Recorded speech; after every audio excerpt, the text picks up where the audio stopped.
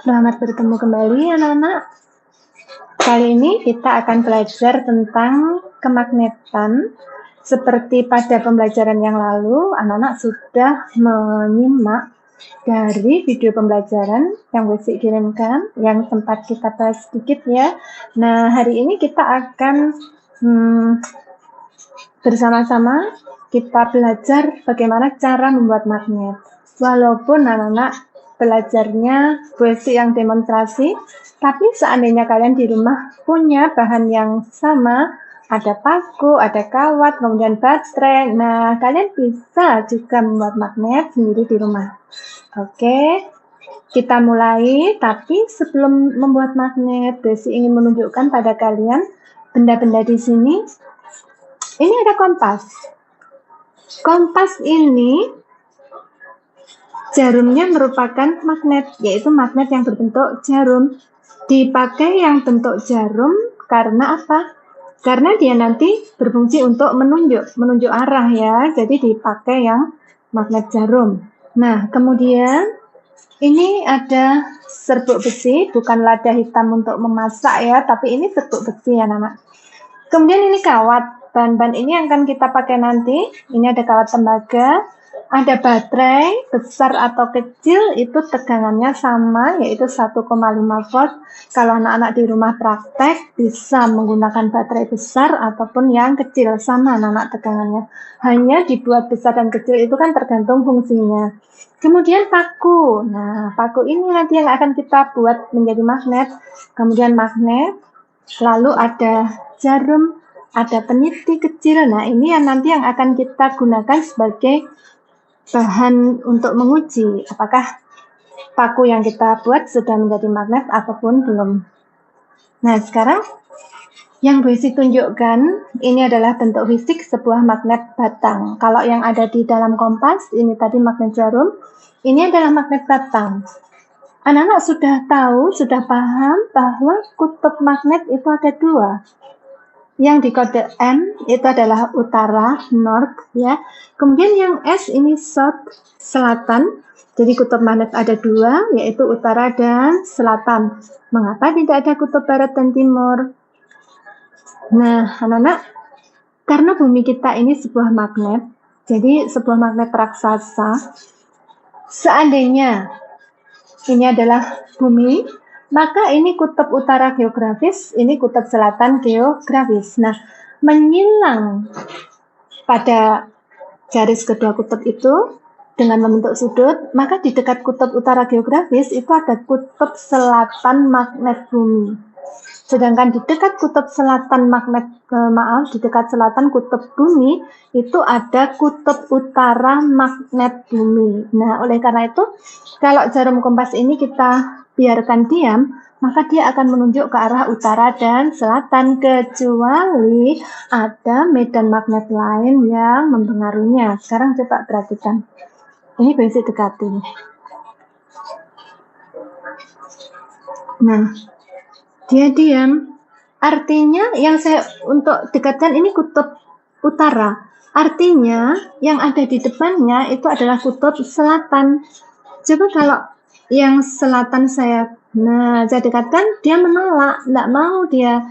Karena sifat kutub magnet kalau sejenis saling menolak, kalau berbeda jenis akan saling tarik, menarik. Nah ini, kalau yang mendekat S, selatannya, south, maka yang berada di sini pasti utara. Sekarang kalau saya balik, coba kalau utara saya dekatkan, apa dia mau? Nah, menolak kan? Dia tidak mau. Kalau ini saya dekatkan, saya kejar, akan mengikuti karena tarik, menarik. Jadi, kutub magnet itu kalau sejenis akan saling menolak, tapi kalau berbeda jenis akan saling tarik, menarik. Nah, ada lagi yang Besi mau tunjukkan. Anak-anak, magnet ini saya letakkan di sini.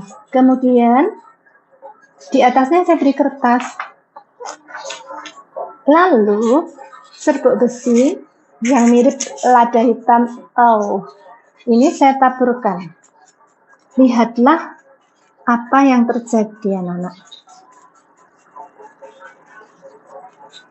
Ini seperti bermain pasir ya, pasir pantai yang hitam itu juga banyak mengandung unsur besi. Oleh karena itu kalau magnet jatuh ke tanah, maka tanah-tanah itu akan lekat pada magnet, karena batuan bumi sendiri itu mengandung unsur logam. Nah, anak-anak coba perhatikan supaya lebih jelas. Saya ketuk-ketuk, anak-anak akan melihat pola di sini.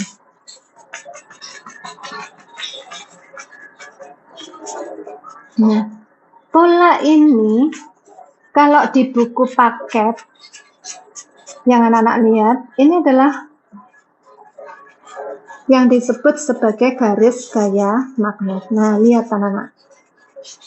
Jadi pola yang lengkung-lengkung ini adalah garis gaya magnet. Garis gaya magnet itu ada, tetapi tidak terlihat.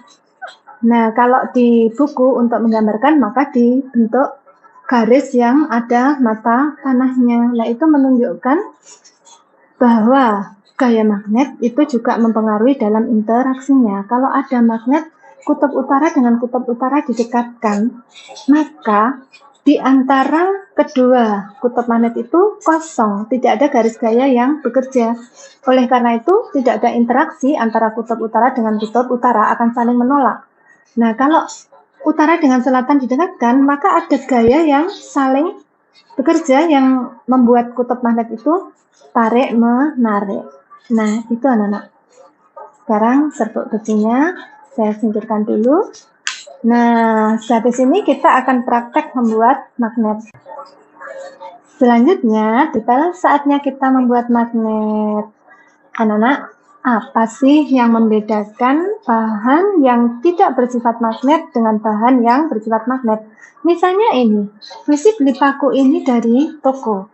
Ketika paku ini baru dari toko, paku ini tidak bisa saya pakai mengangkat jarum, tidak bisa anak-anak, karena dia tidak bersifat magnet. Tapi ketika nanti kita membuat magnet, paku ini sudah bersifat magnet, maka dia bisa menarik jarum. Mengapa demikian? Nah, anak-anak harus ingat tentang teori magnet elementer. Seandainya kita itu punya ilmu terawang, kita itu sangat sakti ya, kita bisa melihat, wah, di dalam bahan paku itu ada magnet-magnet elementer yang sebenarnya pada bahan yang bersifat magnet, magnet elementer itu posisinya teratur, searah. Nah, kalau bahan yang belum bersifat magnet, maka magnet elementernya itu acak, anak-anak.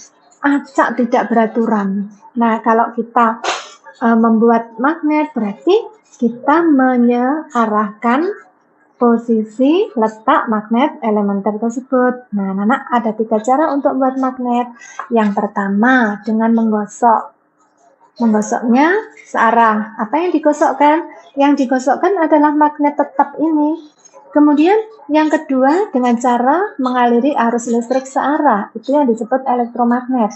Yang ketiga, yang dinamakan induksi, yaitu memasukkan bahan ferromagnetik ke dalam medan magnet. Oke, kita mulai dulu yang pertama. Yang pertama, kita akan menggosok sebentar ya. Ini kawatnya minggir dulu, nanti antri giliran. Sekarang kita gosok dulu. Kita menggosok searah, anak-anak. Boleh digosok cepat, boleh digosok lambat. Nah, sekarang kita gosok. Beberapa saat kita menggosok, itu artinya kita mengarahkan magnet elementer dalam paku ini, dalam bahan ini. Nah, sekarang kita coba. Apakah sudah bisa? Nah, anak-anak, jarum ini lekat.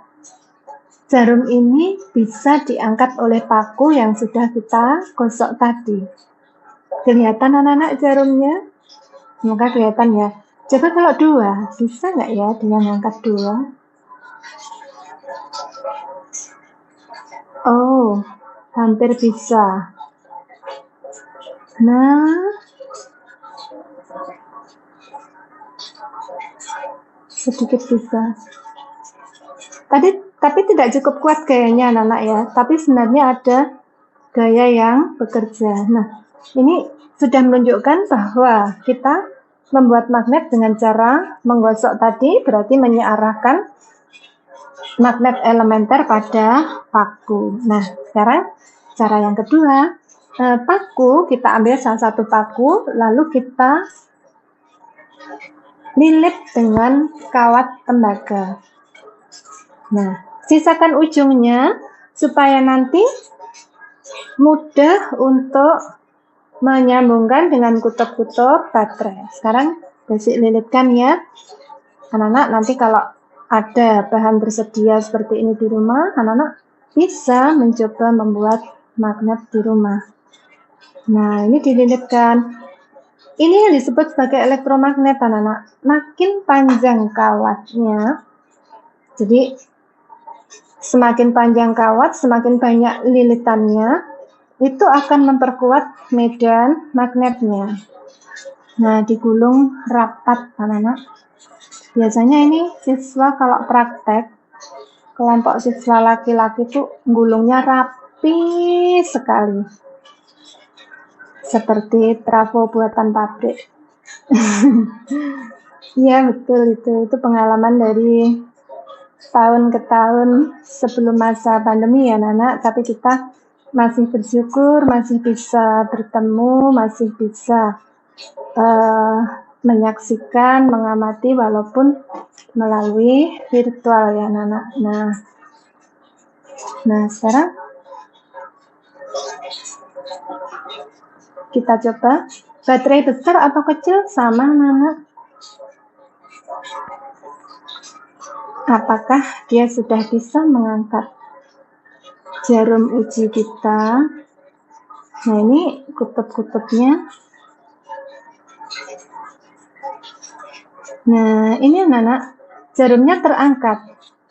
Arus listriknya mengalir pada kawat. Kemudian arus listrik itu akan menyearahkan magnet elementer di dalam paku. Sehingga paku yang semula tidak bersifat magnet dari toko itu akhirnya menjadi bersifat magnet. Kira-kira dua bisa ngangkat nggak ya? Agak bisa. Semoga terangkat. Bisa, anak-anak ya. Jadi semakin kuat medan magnetnya, maka benda yang diangkat, benda ferromagnetik yang diangkat, itu juga akan semakin banyak. Oke. Nah, ini yang disebut sebagai elektromagnetik. Keuntungannya apa, anak-anak? Dibandingkan dengan magnet permanen seperti ini, elektromagnetik ini jauh lebih menguntungkan. Pertama, kekuatan magnetnya bisa diubah-ubah. Kalau magnet permanen ini tidak bisa diubah. Kalau misalnya 20 Tesla kekuatannya, kuat medan magnetnya, maka dia tetap 20 Tesla. Tapi ini tidak. Dengan cara menambah jumlah lilitan dan memperbesar kuat arus listrik, maka kemagnetannya bisa diperbesar. Kemudian kutub magnetnya. Kalau magnet tetap, magnet permanen ini, kalau sudah utara, dia tetap utara. Kalau selatan, dia tetap selatan. Tetapi elektromagnetik tidak. Dengan cara mengubah arah arus listrik, maka kutub-kutubnya bisa kita ubah. Nah, itu keuntungannya.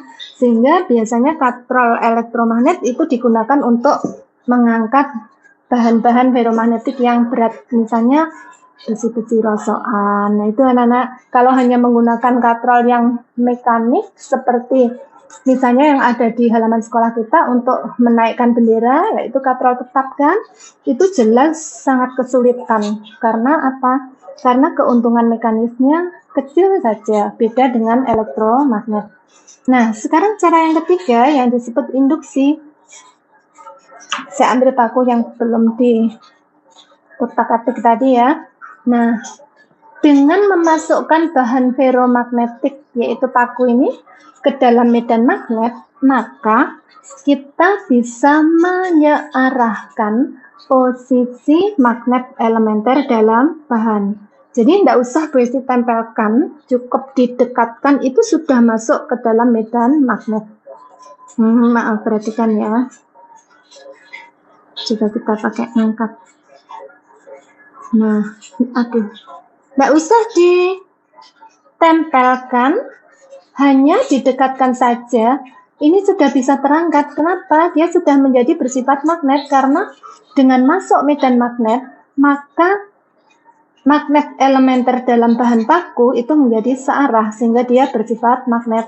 Nah, kalau ini nanti saya hilangkan, ini lambat laun akan lepas, anak-anak. Ini akan lepas. Kenapa? Kemagnetan induksi itu sifatnya sementara. Jadi kalau magnetnya ini sudah kita hilangkan, kita jauhkan, maka berangsur-angsur secara cepat dia akan kehilangan sifat kemagnetannya, anak. Nah, demikianlah anak-anak, kita sudah membuat magnet dengan 3 cara. Yang pertama menggosok dengan magnet secara searah, kemudian yang kedua dengan elektromagnet, yang ketiga dengan induksi. Apa yang bisa anak-anak simpulkan?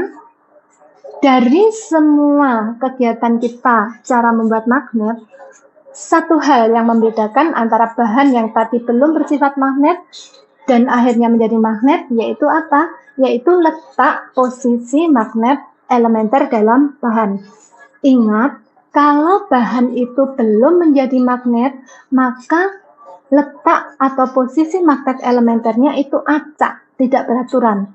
Kalau bahan itu sudah menjadi magnet, maka letak atau posisi magnet elementer itu searah. Nah, sekarang pertanyaan Besti, mengapa dengan membakar magnet kita bisa menghilangkan sifat kemagnetan bahan? Nah, kalau anak-anak membakar magnet, misalnya Besti mau ngamuk parah ya. Nah, magnet ini saya bakar, sama saja saya mengacak-acak posisi magnet elementer yang sudah tertata rapi. Oleh karena itu, bahan yang semula bersifat magnet itu bisa kehilangan sifat magnetnya. Semoga anak-anak bisa memahami hal ini ya. Semoga bisa membantu memberikan satu pengalaman. Oke, sampai berjumpa di video berikutnya. Semoga kita masih diberi kesempatan untuk itu. Terima kasih anak-anak.